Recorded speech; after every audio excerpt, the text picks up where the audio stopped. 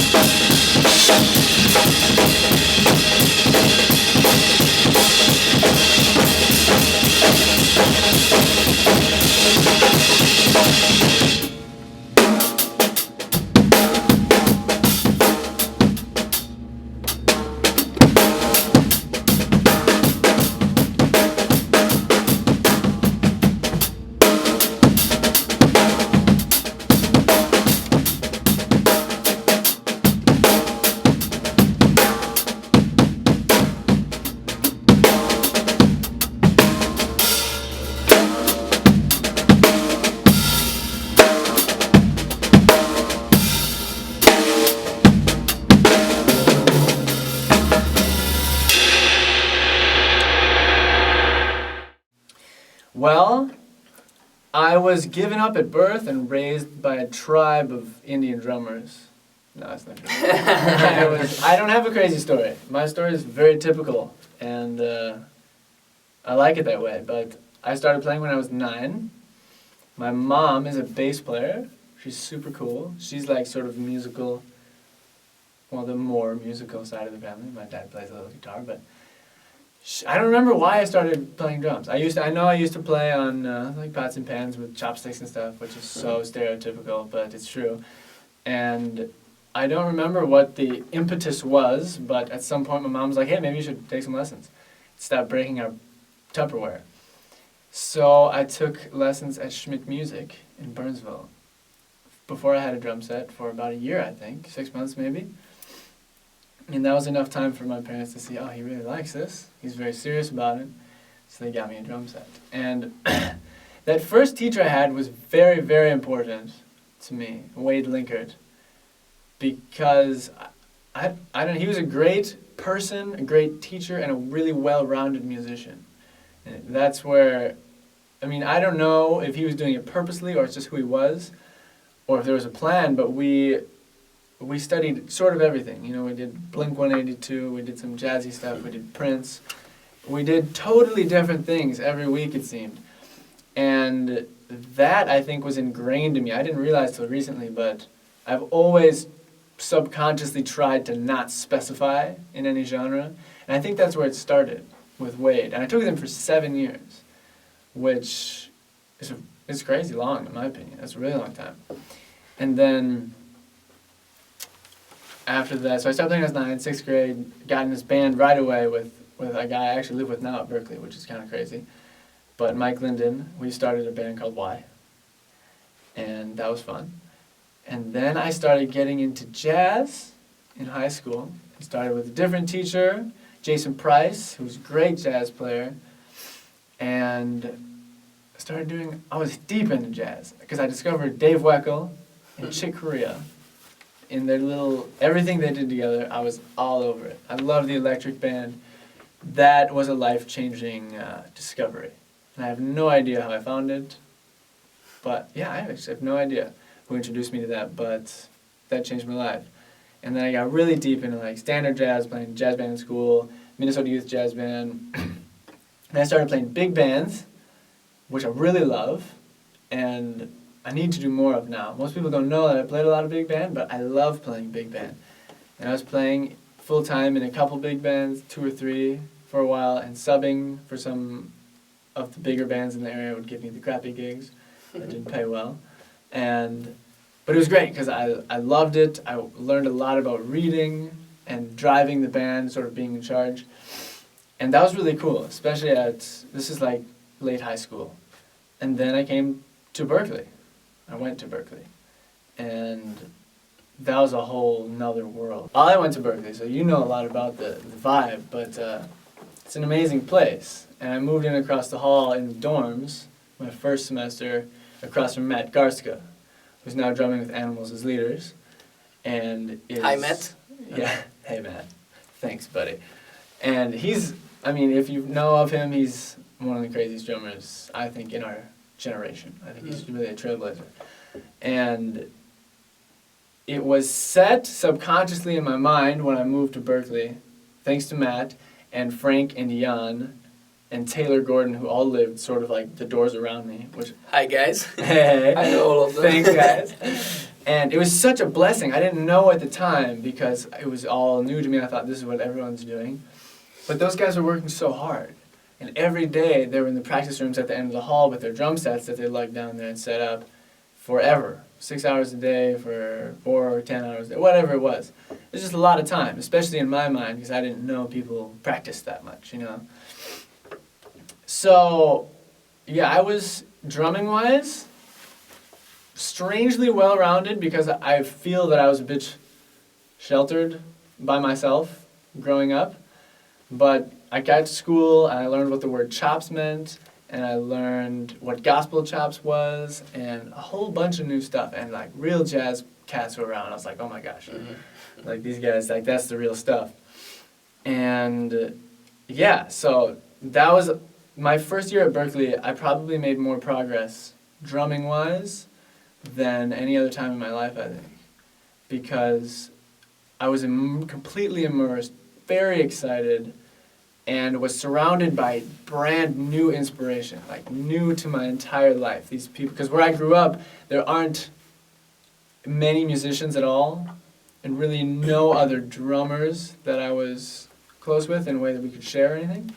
So anything and everything I learned came from listening to like Dave Weckl or being on Drummer World, and I didn't even do that very much. So to come to Berkeley and have all this new stuff, these new ideas, teachers giving me ideas, was really amazing. Casey Sherrill was the teacher I studied with for all 4 of my semesters at school.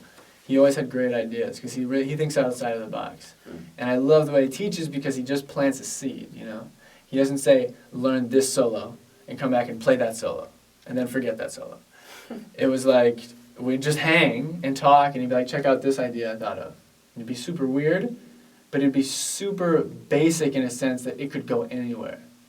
And that's what I really loved about Casey, is that he just gave me these tiny ideas. And before I knew it, a year had passed, and I was like, man, I don't even know what have we worked on with Casey. But then it dawned on me as I was playing, I was like, oh, like all this stuff that's like just in my playing. Like it found its way into my playing, and it's a big part of that phase of my life. And that was very important. I don't know if he knows that, but thanks, Casey. Berkeley, a lot happened. I got into like the sessions at school, tons of jamming the first year, a whole bunch of bands that sort of came and went, and I was maybe in for a few months here and there, and it was great. I feel blessed to have been able to play with so many wonderful people, so many different genres and stuff. And you know, it's always changing on a day-to-day basis. I'm like, man, I need to get more into jazz, and I'll like go into some jazz phase, and then I'll be like, wait, I don't like jazz anymore, and move on to whatever and work on my double bass or something, right? But that's kind of where I'm at now. And now that I'm out of school, I dropped out. But it's interesting because this is the first time in my life I don't have a teacher. So no one's telling me what to learn. And it's really an interesting experience to think, who am I in this world now that there's a bit more of a spotlight? I have to kind of think, what am I doing? And like, what is my voice? Like, because before I could imitate and I could work on whatever, and it didn't matter because no one really knew what I was doing. No one really cared except me. And that's beautiful as well.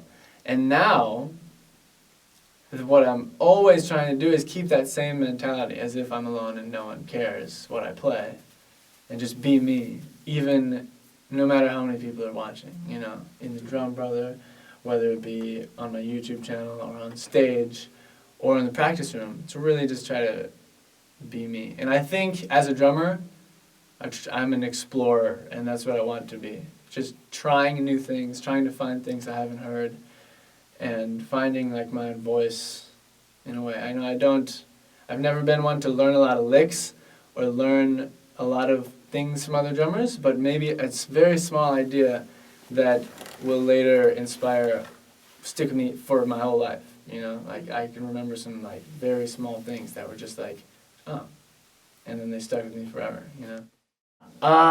Some stuff. It's funny since the Guitar Center Drumm Off because everyone thinks like, so you're like way big time and like on the road with Usher, and it's really not like that. It's really not Usher, it's T-Pain. No. It's funny because I do the same things I did before the Drumm Off, you know? But just more people know about them, which is really beautiful because I think that's really all I need right now. You know, I think to be a successful drummer, you need to be be okay at drums, step one, and then people need to know you exist. And that was the biggest gift from the Guitar Center Drumm Off, is that my audience is so much wider now, which is really the best thing someone can give you, in my opinion. But what am I doing now? There's a couple avenues I'm just constantly pushing. The first thing is me as a drummer, and because we have this community, as you know, that's really unlike anything else I've ever stumbled upon. But so you can be a drummer in the world of drummers, playing for drummers, and that can be what you do. And it's really exciting. So I'm pushing me as a drummer. I love doing clinics, setting up my second clinic tour in the fall. And I'm hoping to drive through 10 cities through the Midwest and up the East Coast. And I'm launching my website, jpbouvetmusic.com, in probably the next 2 months from when this is filmed, so by September, hopefully, 2012. And the whole idea of the site... Visit the website. Hey! Check it out. Check it out. Thank you. The whole point of the site is going to be... The whole idea is how to be a drummer, not necessarily how to play drums. Because everyone knows between you guys, between Mike Johnston, like there's people who are better at teaching than I am. Like if someone wants to learn drums, there's places to do it online. Mm. So really what I'm trying to provide is sort of a behind the scenes thing. Like this is what it's like to have a session. This is what it's like to be on the road. This is how I prepare for a gig that I have to learn 50 songs for. This is what I write in my notebook, you know? It's nice. It's basically just like as real life transparent stuff as I can do, as I can film and manage. And it's something that I loved finding but had a really hard time finding growing up. You know, sort of I know Dave Weckl is like one of the best drummers, there's no such thing, one of the most iconic drummers in the world. And he's a legend. But what happened between him being born and him being Dave Weckl now, right? That whole middle ground. So I started blogging right before the Guitar Center Drumm Off because I thought this might be a really cool experience. And a lot of people are going to ask about it, so I'll just document it. And it's been really cool. I've been doing that with sort of all these new things I encounter because they're all the things I would have wanted to know about. And as I feel very lucky to be able to do them, like some bigger sessions and when my band Helicopter goes on tour or big shows, you know, anything. The clinic tour that I did with Guitar Center, I'm documenting it all because it's like, this is what it's like to do this, you know? And I'm just as excited as anyone else about all the stuff. And it's all new to me as well. So it's a learning experience, which is really fun. And the filming and the blogging and the video editing helps me to really appreciate what I'm doing, you know? Because I watch everything back over a couple times when I'm editing, and it's like, this is pretty cool. You kind of get to relive it, and it helps me appreciate where I'm at. Because where you're at always seems normal. Yeah. But when you can take a step back and think, like, I'm very lucky to be doing these things, even to be here in Europe, hanging a drum brother with you guys, that's crazy, you know? Like, I don't know, it's like, how did I get here, and what was the path? And that's sort of what I'm trying to do, and it's a lot of fun. It's killing, man. I'm a kind of a control freak, so... Just like us. I'm sure you guys know, like, it takes... you guys know how much time it takes, but it's good worth luck, it in the man. end, yeah. See you in a year. Good luck to Yeah. JP. If you haven't seen the blogs, at this point, I have 8 up. And it's like the Guitar Center Drumm Off, some stuff I did with Roland, filming like US videos. competition. Yeah, that stuff, but also I did a video for them on a new product. So when you buy the product, Nice. there's a DVD of how to like put it together and how it works, and it's me, which is kind of funny because it's like this little drum set. So I did a blog on that, and like I said, the clinic tour and some recording sessions. So if you Google JP Bouvet blog, you'll find something. I don't know what you'll find. Check it out, guys. That will tell you what the site is, and there's a lot of interviews I'm doing as well, like you guys do. But yeah. It's been cool, and right now I'm in the process of collecting. Yeah. And there'll be a few lessons on there on my theories, but again, the focus isn't how to play drums because you guys are better at that than I. So there's me as a drummer, and the other thing that I'm always pushing is the bands, and the main band is called Helicopria, Helicopria. And if you Google us or if you Google JP Heli, it'll come up. But we're pushing hard. We've got 2 EPs out. We've been together for like 2.5 years now. We met at Berkeley. And I think we have a really special thing going. This new EP we're doing right now in the summer and fall of 2012 is going to be, I think, pretty groundbreaking because we're sort of going in a new sound direction right now because our bass player Drew of the Drew, has a... What's up, Drew? He's deep in the tone zone, if you know what I mean. Like, dude's deep. So we're going in this sort of electronic rock, bringing dubstep into it, but it's still like really, it's rock in the end. You know, it's not electronic in the sense that it's like, but it's like the Mars Volta meets Paramore meets like the Deer Hunter meets Skrillex. All together. All together. That's cool. And I'm really excited about it. And this EP is going to be really raw in the sense that our last EP was a very concept album. I love it. I think it's a beautiful thing. This one will be a bit more tangible for the average folks. You know what I mean? Which will be really fun. I'm really excited for the release show and everything. And that'll be out in late fall, definitely winter of 2012. You I have a don't know. website? Yeah, check out Helicopria on our Facebook fan page is the main hub. Okay. So facebook.com/Helicopria, HELICOPRIA. Awesome. And yeah, that's sort of the main focuses that I'm up to now. There's things that come up in studio sessions and gigs here and there, but those are the two biggest things that are being pushed. I came all the way to Milan, Italy, just to interview on the Drum Brother. Thank you very much. Thanks a lot, guys. Thanks, man. It was a pleasure.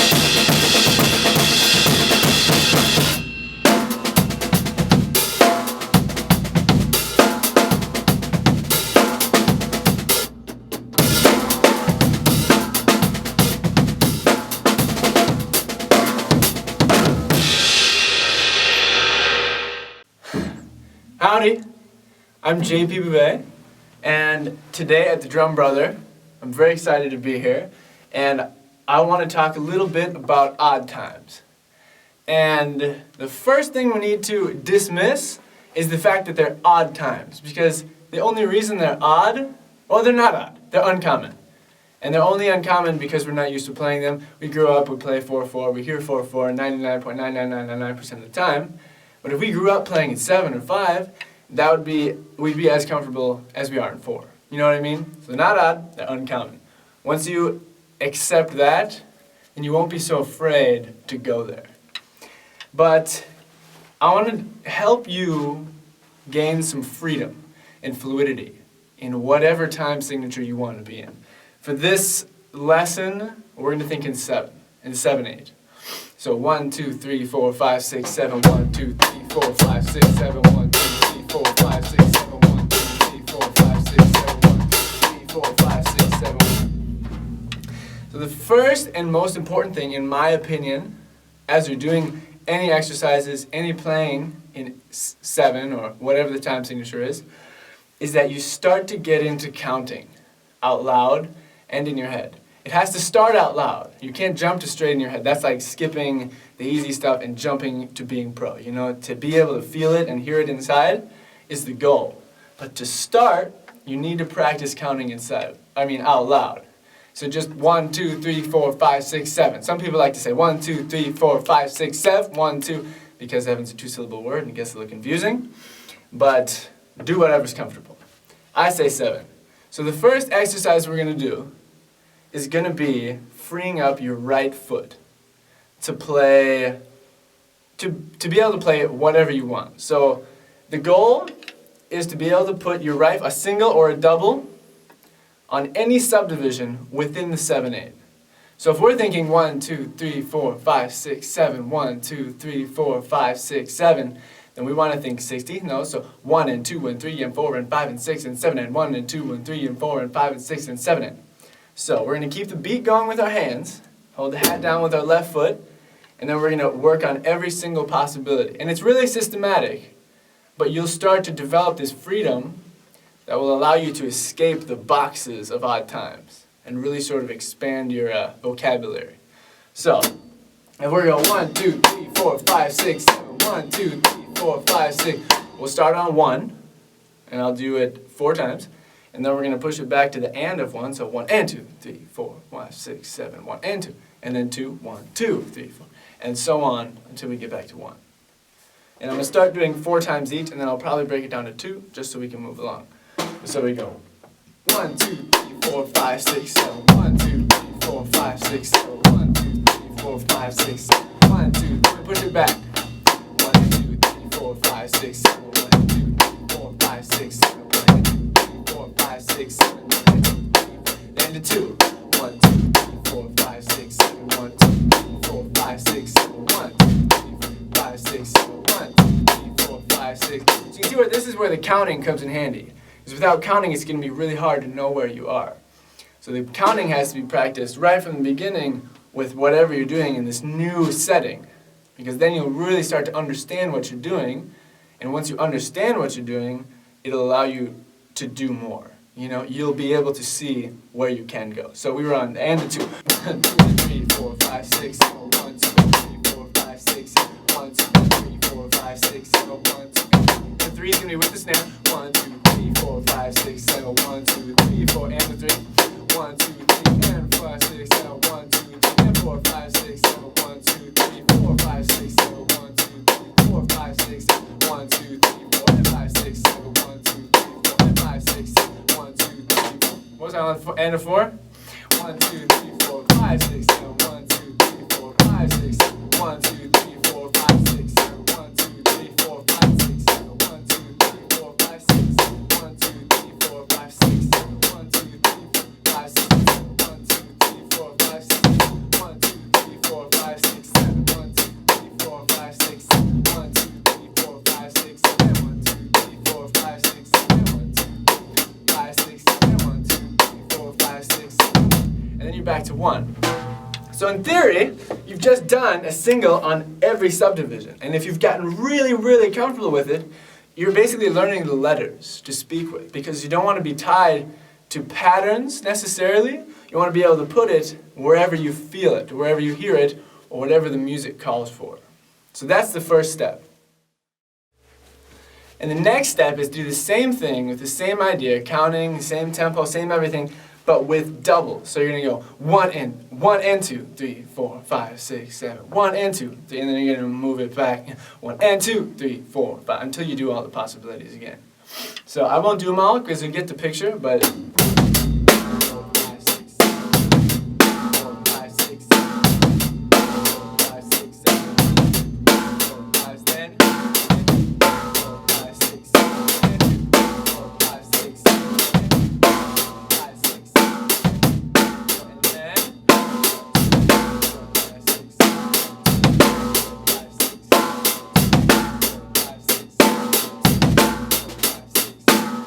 keep on pushing it back until again you make it back to 1.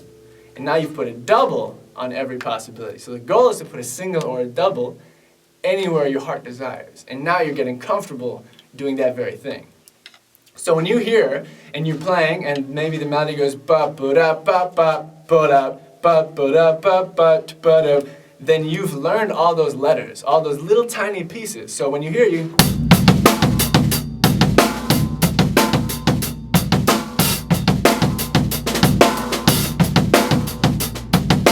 start putting the snare drum in different places, it's also really common to have 1, 2, 3, 4, 5, 6, 7. So that's on the end of 6 then. 1, 2, 3, 4, 5, 6, 7. But keep exploring new patterns with singles and doubles to keep gaining freedom. But always know where 1 is and be counting like that. So you can, some other examples would be 1, 2, 3, 4, 5, 6, 7, 1, 2, 3, 4, 5, 6, 7, 1, 2, 3, 4, 5, 6, 7, 1, 2, 3, 4, 5, 6, 7, or 1, 2, 3, 4, 5, 6, 7, 1, 2, 3, 4, 5, 6, 7, 1, 2, 3, 4, 5, 6, 7, 1, 2, 3, 4, 5, 6, 7. Any example you can think of, keep it looping in 7, because if it's too easy, you're not thinking hard enough because there's more hard stuff to do. Like, if all that was easy, then think 5s. Like, da, da, ba, ba, ba, ba. So,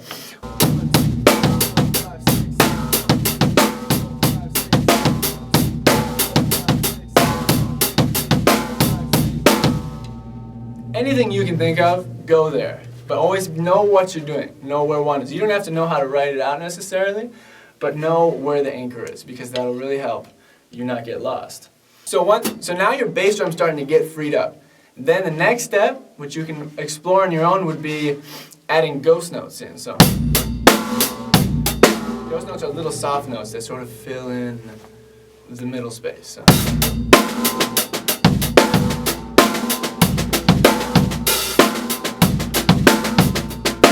All those.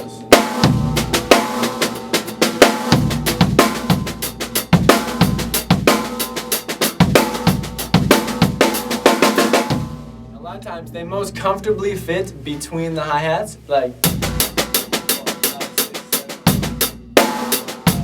and then you make room for the accents on the 2, well I guess it'd be the 3 and the 7.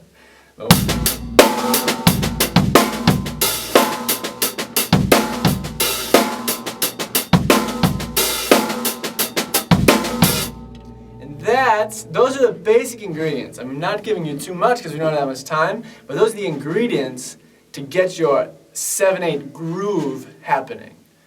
And when you escape the groove section into the world of soloing, it's a whole nother beast. And that's where your counting will really come in handy because you may not be keeping time, no one might be keeping time, but you still need to know where the 1 is. So if you're soloing in odd times, the first thing to do, I guess, would be to work on some patterns. And in a time like 7, an uncommon time like 7, a lot of them will not repeat when the bar turns over on 1. So for example, singles will. So we have 1, 2, 3, 4, 5, 6, 7. 1, 2, 3, 4, 5, 6, 7. 1, 2, 3, 4, 5, 6. Doubles. 1, 2, 3, 4, 5, 6, 7. 1, 2, 3, 4, 5, 6, 7. 1, 2, 3, 4, 5, 6, 7. 1, 2, 3, 4, 5, 6, 7. And then inverted doubles. 1, 2, 3, 4, 5, 6, 7. 1, 2, 3, 4, 5, 6, 7. 1. So you'll see your right hand will land on the downbeat. On 1, and then the next measure, your left hand will land on 1. And to take you to the next level, some cool patterns would be like groups of 3, like right, left, left. But there's 16th notes, so 1, 2, 3, 4, 5, 6, 7. 1, 2, 3, 4, 5, 6, 7. 1, 2, 3, 4, 5, 6, 7, 1. And if you're doing it right, every 3 bars, it'll land on 1 again. And same with the right, right, left. 1, 2, 3, 4, 5, 6, 7. 1, 2, 4, 5, 6, 7, 1, 2, 3, 4, 5, 6, 7, 1. Because those ones especially really help to free up your, get you away from the boxes of thinking 1, 2, 3, 4, 5, 6, 7, 1, 2, 3, 4, 5. Because the solo, if you have to hit 1 and 5, will get boring after a while, not only for the listeners, but for yourself as well. So you want to escape that, and this is a good way to do it. And these patterns, things that don't repeat every bar, will help you with your phrasing. So if you're playing, a good way to practice this is to trade grooves and solos with yourself. But within a realm that you're comfortable in, you're positive, you know where one is. So you have 1, 2, 4, 5, 6, 7. 4, 5, 6, 7. 5, 6,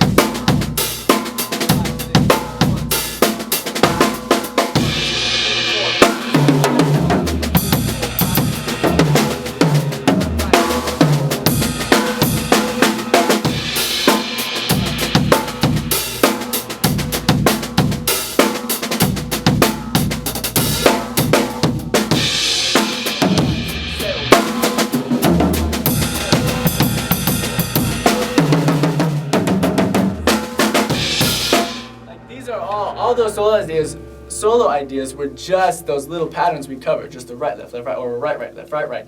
Another thing you can try doing is paradiddles.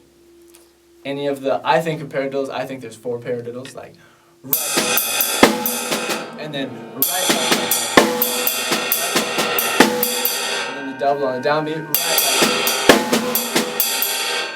and then the last one. Those are all really good too if you're thinking 1, 2, 4, 5, 6, 7, 1, 2, 3, 4, 5, 6, 7, 4, 5, 6, 7, 1, 2, 3, 4, 5, 6, 7. In every 4 bars that repeat. So there's infinite possibilities. But you get the idea. So the more you think of, the further you'll be able to take it. And the goal is to be able to be free. I remember the day that someone told me you can accent the and a 7 and not hit 1 in 7/8. Changed my life. Because at that moment I realized like that is the trick to escaping hitting 1 every time. You go 1, 2, 3, 4, 5, 6, 7, 1, 2, 3, 4, 5, 6, 7, 1, 2, 3, 4, 5, 6, 7.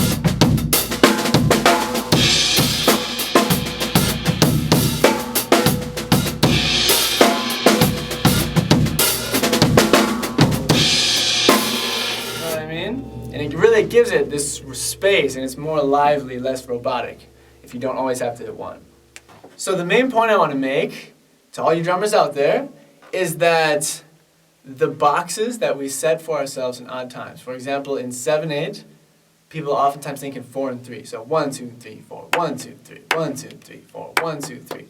Those boxes, they are helpful for the beginning to get started, and a lot of times with grooves, with a band, that's kind of how things end up.